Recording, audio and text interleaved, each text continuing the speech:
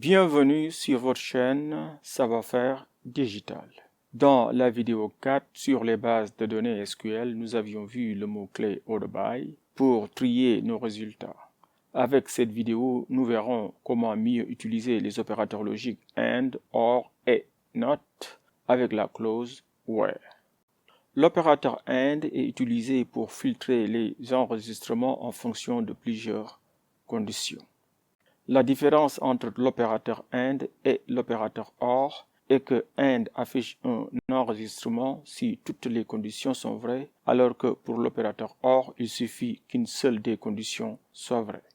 Vous pouvez aussi combiner les opérateurs AND et OR dans vos requêtes SQL lorsque vous avez plusieurs conditions et que vous souhaitez obtenir des résultats plus spécifiques. L'opérateur NOT est utilisé en combinaison avec d'autres opérateurs pour inverser un résultat logique. Des combinaisons fréquentes sont les suivantes: not equal, qui est équivalent de différent, not less than, qui est équivalent de supérieur ou égal à, not greater than, qui est équivalent à inférieur ou égal, not in, c'est-à-dire le complément d'un ensemble d'enregistrement, not like pour filtrer des lignes qui ne correspondent pas à un modèle spécifié. Dans la démonstration pratique, nous allons montrer certains cas de figure et nous vous suggérons de rechercher les autres cas de figure si le besoin se présente.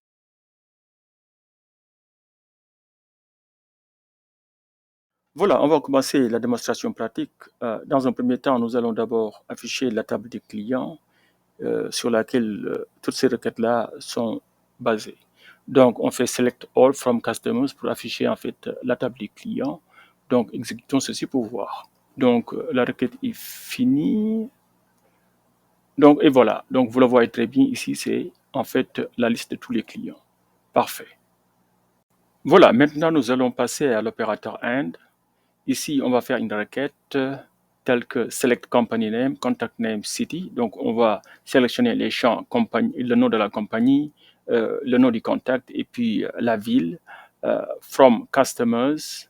Donc, on va les sélectionner depuis la table des clients. Et puis, la condition, c'est where country equal to Spain and company name like percentage SA. Donc, on va sélectionner le nom de la compagnie, ok, le nom du contact, la ville, depuis la table des clients, mais on veut que ces clients-là soient en Espagne, mais il faudrait que aussi, donc, l'opérateur AND, que le nom de la compagnie finisse par ce motif-là. OK, donc pourcentage pour dire qu'en fait, le début ne nous intéresse pas, c'est tout simplement en fait la compagnie dont le nom finit par S.A.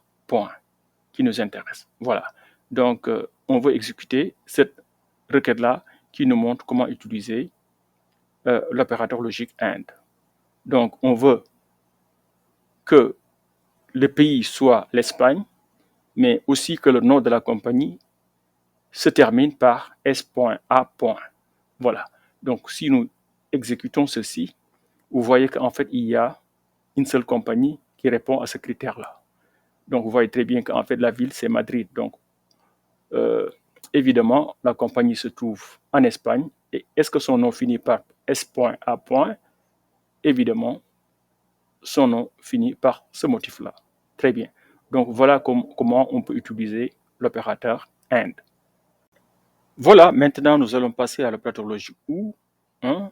Regardez très bien en fait cette nouvelle requête-là. La seule différence entre cette requête-là et la requête d'avant, c'est que nous avons changé le AND qui est là par un OR ou bien OR ici. Ok, c'est juste pour vous montrer la différence entre l'opérateur AND et l'opérateur OR. Nous avons déjà dit que pour l'opérateur AND, pour qu'un enregistrement soit affiché, il faut que, en fait, que toutes les conditions soient vraies. OK? Alors que pour OR, il suffit qu'une seule condition soit vraie pour que l'enregistrement soit affiché. Par exemple, vous avez vu que quand nous avions exécuté cette requête-là qui a l'opérateur AND, on avait un seul enregistrement. Maintenant, qu'est-ce qui va se passer si on remplace le AND par un OR? Est-ce qu'on aura un seul résultat? On va voir. Donc, voilà ce que nous voulons faire. Donc, select company name, contact name, city from customers where country equal to Spain or company name is like percentage SR. Donc ici, on veut le nom de la compagnie, le nom du contact, la ville, depuis la table des clients qui se trouve en Espagne, donc, ou bien si le nom de la compagnie finit par SA. Donc, voilà comment traduire plus ou moins la requête. OK? Donc, exécutons ceci pour voir la distinction entre l'opérateur AND et l'opérateur OR. Donc, vous voyez qu'en fait, l'opérateur OU nous donne plus de résultats. Donc, on a ici 5 enregistrements qui correspondent à cette requête-là. Pourquoi? Parce que il suffit qu'une seule des conditions soit vraie pour que, en fait, que l'enregistrement soit affiché. Donc, je pense que ceci vous montre, une fois encore, la différence entre AND et OR. Donc, ce qu'il faut comprendre, c'est que l'opérateur AND est beaucoup plus contraignant, alors que l'opérateur OR ou bien OU est beaucoup plus relax. Je ne sais pas si je peux le dire comme cela. Parce que pour qu'un AND soit vrai, il faut que toutes les conditions soient vraies. Alors que pour un opérateur logique OU, il suffit qu'une seule condition soit vraie pour que tout soit vrai. Je pense que ceci est clair. Voilà, maintenant nous allons voir cette requête-là, la requête 4, ou bien la partie 4. Donc la question c'est, que va-t-il se passer si on remplace par exemple le motif SA par tout simplement A? Donc là, nous avions company name like percentage SA. Maintenant, on l'a remplacé par company name like A. On ne cherche plus en fait les compagnies dont le nom finit par SA, mais tout simplement par A. Si on fait ceci, qu'est-ce qui va se passer? Donc, pour le voir, nous allons d'abord exécuter la requête, après on va commenter ceci. Maintenant, regardez le problème que nous avons ici. Maintenant, vous voyez qu'on a plus de 5 résultats. OK, on a en tout 11 résultats. Donc, pourquoi? Parce que like SA est beaucoup plus contraignant que A. Parce que ici, ce motif-là est beaucoup plus complexe que ce motif-là. Parce que là, on cherche tout simplement une compagnie dont le nom finit par A. Voilà. Et si vous regardez très bien, ici, par exemple, nous avons le nom des compagnies. Et bon, vous voyez que cette compagnie-là, le nom finit par A. Cette compagnie-là, le nom ne finit pas par A. Mais pourquoi cette compagnie-là est là? Bon, très bien. Cette compagnie-là est là parce que cette compagnie-là est à Madrid, et Madrid est en Espagne. Donc, n'oubliez pas, nous avons utilisé un OR, c'est ça ou ça. Si une des conditions est vraie, la compagnie sera listée. Bon, donc, la requête va d'abord chercher si la compagnie est en Espagne. Si c'est vrai, donc, la compagnie sera listée. Et c'est le cas pour la deuxième compagnie qui est là. Son nom ne finit pas par A, mais pourtant, cette compagnie-là est là parce que cette compagnie-là est en Espagne. Cette compagnie-là, par exemple, n'est pas en Espagne, parce que cette compagnie-là se trouve où? Au Mexique. Mais pourquoi cette compagnie-là est là? Cette compagnie-là est là parce que son nom finit par A. Donc, voilà encore une fois comment vous devez faire attention quand vous utilisez en fait l'opérateur OR. Parce que si vous l'utilisez sans faire attention, vous pouvez avoir des résultats vraiment inattendus. Je pense que ceci, une fois encore, est clarifié. Voilà, à présent, passons à la requête 5, ou bien la partie 5, donc, qui est là. Donc, ici, nous allons combiner en même temps l'opérateur AND et l'opérateur OR.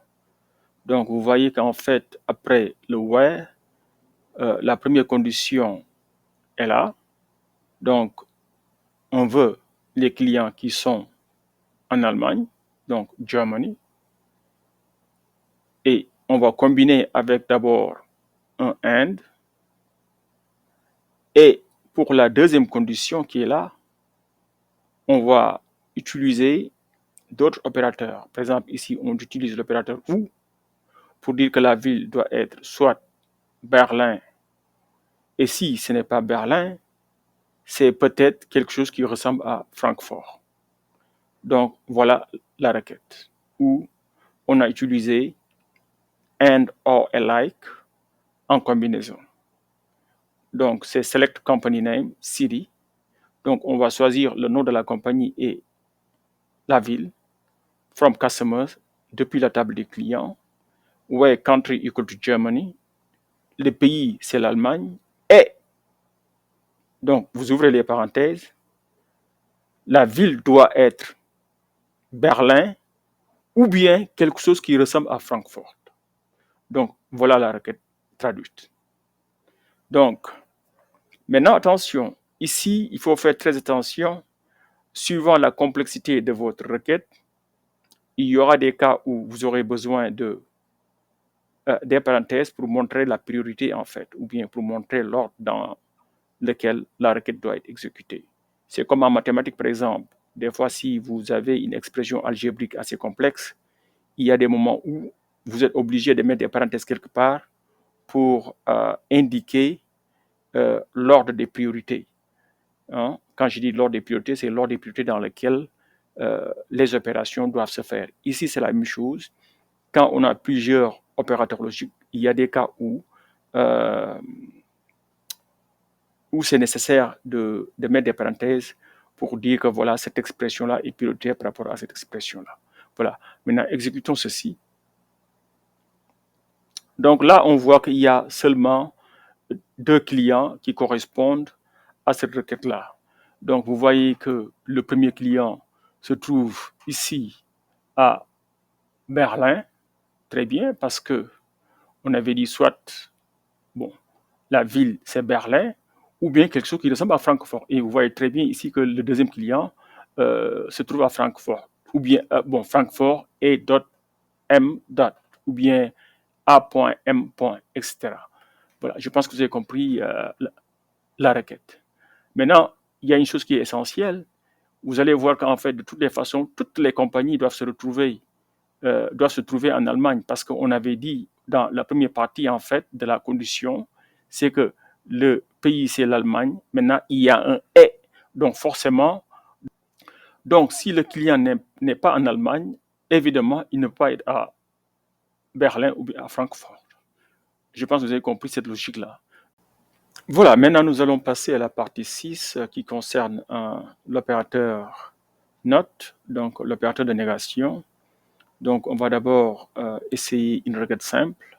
Donc select company name, country from customers where not country equal to Germany. Donc on va sélectionner en fait le nom de la compagnie et puis le nom du pays depuis la table des clients. Alright? Et nous voulons tous les pays sauf l'Allemagne. Donc ici, vous avez bien vu la négation, not country equal to Germany. OK? Donc là, vous voyez que c'est une logique négative hein, que nous avons employée ici. On pourrait aussi utiliser une logique positive en disant tout simplement where country different from Germany. Donc c'est ce que nous avons ici, par exemple. Voilà. Mais faisons les choses pas à pas d'abord. Donc, on va exécuter cette requête-là. Donc, je pense que la requête est finie. On va voir le résultat. Donc, vous voyez qu'en fait, voilà la liste des pays. Et puis, voilà la liste des compagnies. Et si vous regardez très bien ici, dans cette liste-là, vous n'allez pas voir, en fait, l'Allemagne. Donc, c'est le complément de toutes les compagnies qui se trouvent en Allemagne. Donc, le note va enlever toutes les compagnies qui sont en Allemagne. Voilà, parfait. Maintenant, regardons combien, j'ai oublié, regardons combien de résultats nous avons. Nous avons 80 compagnies. Maintenant, on peut aussi trouver ces résultats-là en faisant une logique positive. Par exemple, ici, qu'est-ce que je vais faire? Je vais utiliser, par exemple, ici, différent qui est là, le symbole différent qui est là. Donc, je vais faire tout simplement select count all as number of records from customers where country different from Germany. Donc, vous le voyez ici. Là, qu'est-ce que je suis en train de faire?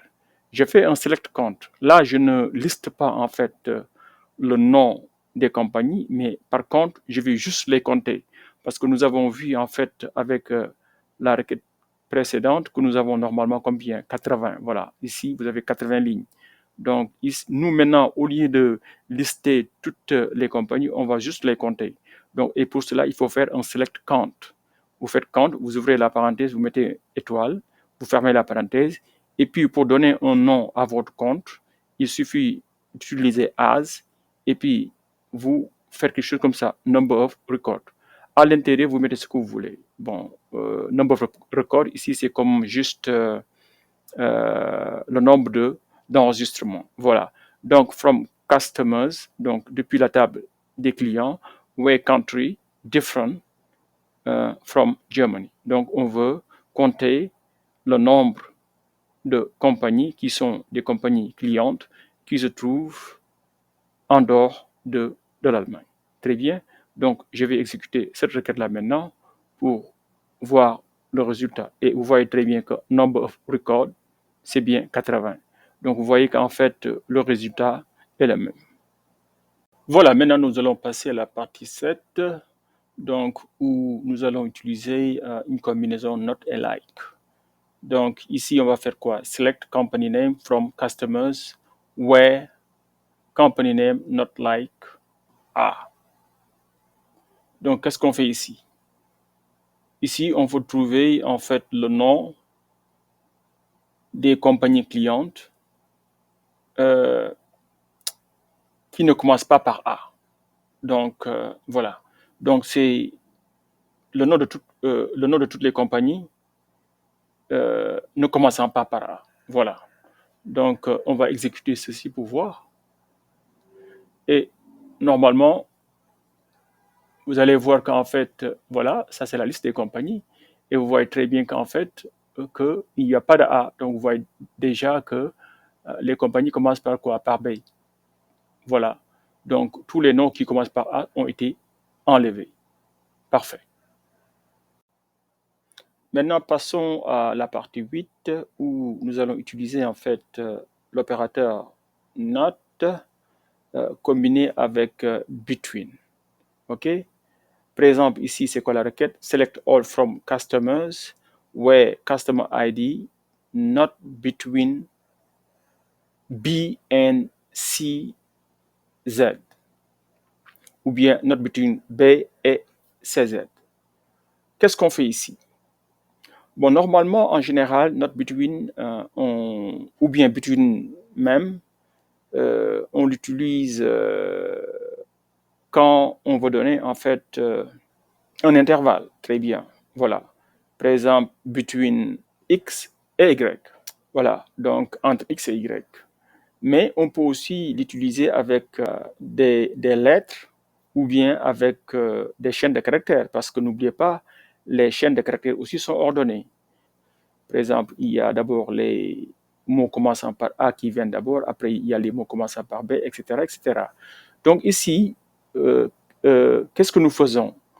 Nous disons à la requête de nous donner en fait tous les clients, sauf les clients qui ont une identité entre B et C.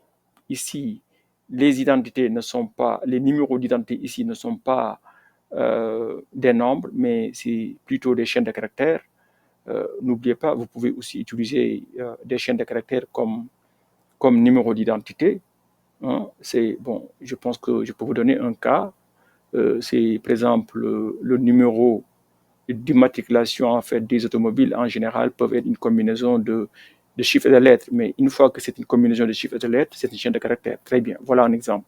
Voilà, ici on va prendre tous les clients, sauf les clients qui ont une identité ou bien un numéro d'identification entre B et C. Voilà. Et la requête est comme ceci. Maintenant, on va exécuter ceci. Donc, très bien. Là, vous voyez. Donc, vous voyez ici, par exemple, que ça, c'est la liste des, des, des ID ou bien des identités. Et vous voyez qu'en fait, ici, on a A. Donc, c'est bon parce que A n'est pas dans l'intervalle BC. Donc, ici, on a A. Ici, on a A. Et puis, vous allez voir qu'il n'y aura pas de B parce qu'on a dit il faut not between. Donc, il faut enlever tout ce qui est entre B et C. Donc, vous avez qu'après le A, on va sauter pour aller à D, ce qui est normal parce qu'on a sauté des identités qui commencent par B et des identités qui commencent par C. Exactement. Voilà, nous allons finir avec la partie 9 qui concerne en fait l'opérateur not in. Mais avant cela, on va d'abord utiliser une requête supplémentaire pour illustrer ce que nous voulons faire. Par exemple, si on fait select city, country from customers, where country equal to France. Donc, cette requête-là nous donne en fait la ville et puis le pays qui sera évidemment la France parce que la condition c'est country equal to France. Donc, le pays doit être égal à France. OK? Donc, si on fait ceci, bon, exécutons d'abord cela pour voir ce que cela va donner. Donc, vous voyez ici, on a les villes et le pays. Voilà, le pays, ce sera forcément la France parce qu'on a dit country equal to France. Maintenant, ça, c'est la liste, en fait, des clients, la liste des villes où nous avons des clients, par exemple. OK? C'est Strasbourg, Marseille, Nantes, etc., etc., etc. Voilà, parfait. Maintenant, une fois que nous avons ceci, maintenant, on va voir cette requête-là qui utilise l'opérateur not in. OK? Donc ici, qu'est-ce qu'on a fait? On a fait select city country. Toujours, on sélectionne la ville et le pays qui sera forcément la France parce que la condition, c'est country equal to France. Et on a utilisé l'opérateur logique and. Donc forcément, dans le résultat, il ne peut y avoir que des clients qui sont en France. Mais en plus de cela, nous avons imposé cette condition-là. City not in Paris ou Marseille. C'est-à-dire qu'en fait, la ville ne doit pas être dans Paris ou bien dans la ville de Marseille. Qu'est-ce que cela veut dire? Il faut lister la ville et le pays. Le pays sera forcément la France. Maintenant, pour la ville ne doit pas être Paris ou Marseille. Je ne sais pas si vous avez compris la logique que nous avons faite ici. Donc, nous allons dans la table des clients. Nous demandons à la requête de nous donner la liste des villes qui sont en France. Maintenant, il faut exclure les villes de Paris et de Marseille. Voilà ce que la requête va faire. Donc, si j'exécute ceci, on va voir le résultat maintenant. Donc, vous voyez qu'en fait, on sera toujours en France, mais vous allez voir que dans la liste des villes, il n'y aura plus Paris ou Marseille. Maintenant, toutes les autres villes seront listées. Je ne sais pas si vous voyez ce que nous avons fait ici. Parfait. Voilà qui conclut cette vidéo. Prochainement, nous verrons l'instruction SQL Insert Into. N'oubliez pas de soutenir la chaîne, abonnez-vous et aimez les vidéos en appuyant sur le pouce. Un grand merci et à bientôt.